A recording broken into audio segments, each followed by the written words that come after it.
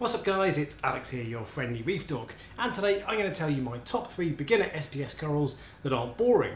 Now the obvious choice for your first SPS coral is normally something like a plating Montipora or a bird's nest, but today I want to show you that you don't have to be limited to corals that you might get bored of after a few months. Before we get into the video then, if you're new to the channel, I put out a video like this every Friday at 4 PM UK time, which is 10 AM Central Time. So if you love reefing videos, have a think about subscribing. Right, let's take a look.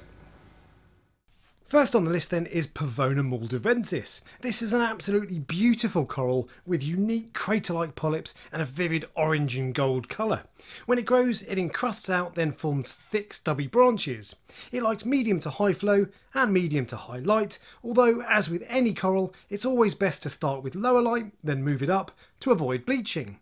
It's as forgiving of chemistry swings as pretty much any SPS coral out there, and it also comes in different but complementary colours, so it will look great in among other Pavone corals. Second on my list, and narrowly edging out the barley green slimer, is Aquapora valida. This is a stunning purple coral with bright green polyps. It has a classic Aquapora style growth pattern whereby it'll base out over the rock before springing up into dozens of smaller branches. But unlike the more fussy Aquapora corals, the valida won't grow slowly and will spread out in no time. This is another medium to high flow and medium to high light coral, although I have mine a few inches off the sandbed where it's going great guns, so it doesn't necessarily need highlight. With the valida, you get all the benefits of an easy to keep SPS coral with the added bonus of dipping your toe into the wonderful world of Aquapora. And the number one beginner SPS coral is Fancy Montiporas, and this is by far and away the best beginner SPS coral to my mind.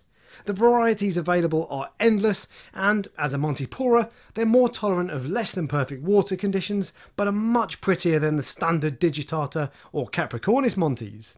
They tend to like medium to high flow and medium light, although they will often show different colours under different light. So it's well worth moving them around until you find the sweet spot.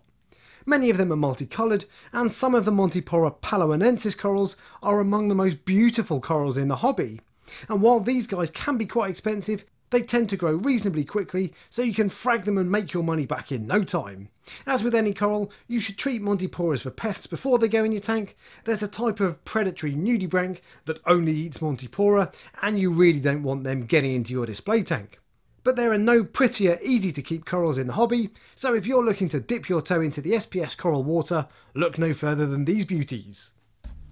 Now it's worth mentioning that wild caught corals are likely to be a lot less hardy than frags that have been grown and settled properly. And on that point, next Friday I'm going to be visiting a coral farm in the UK that grows spectacular SPS corals. It's the UK's answer to worldwide corals, and I'm really looking forward to showing you around and showing you some of the stuff they've got. So if that sounds like your cup of tea, subscribe and hit the bell for the notification. If you enjoyed the video then, give me a thumbs up and subscribe for next Friday's video, and in the meantime check out some of my other stuff, and until next time, happy reefing.